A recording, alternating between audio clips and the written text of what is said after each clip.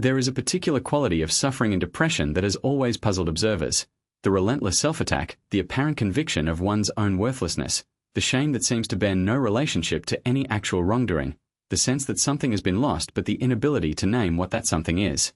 In 1917, Sigmund Freud published an essay, Mourning and Melancholia, that offered the most psychologically nuanced account of this experience that had yet appeared in the literature, and that, more than a century later, continues to generate clinical and theoretical discussion.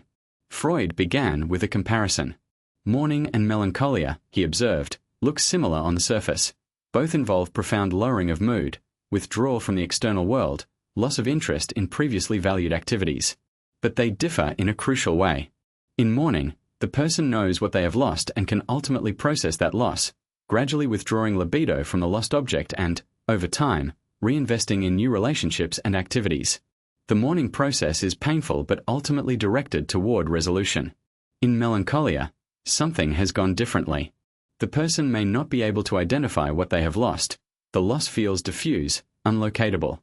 And crucially, the melancholic person is consumed by a relentless self-attack that has no obvious analogue in grief: a savage self-reproach, an insistence on their own worthlessness, a conviction of having failed morally or personally in ways that bear no relationship to what an outside observer could actually identify. The mourner feels sad. The melancholic person feels guilty, worthless, contemptible, and the self-reproaches often reach a clinical severity that seems disproportionate to anything real.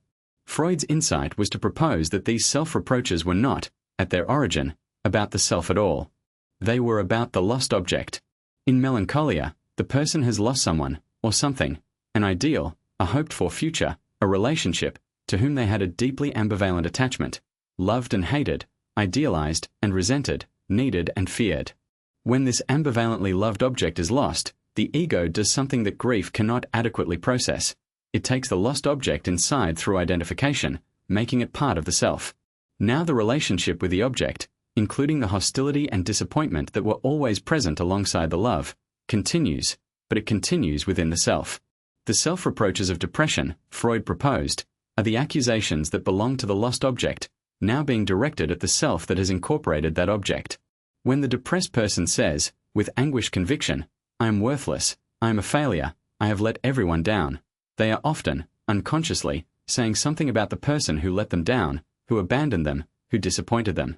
The anger that cannot be expressed toward the lost, or unavailable, other is turned against the self that now contains that other.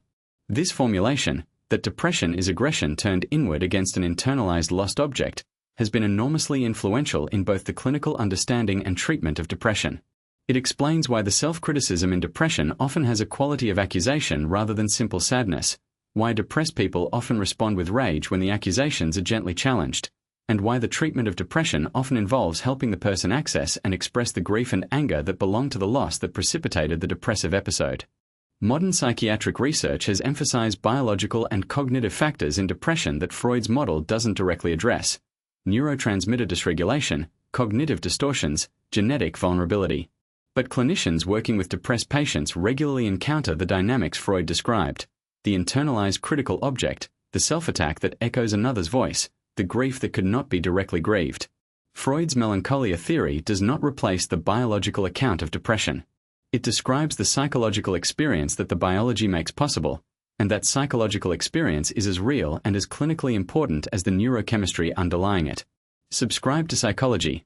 Theories explained for more psychology breakdowns every week.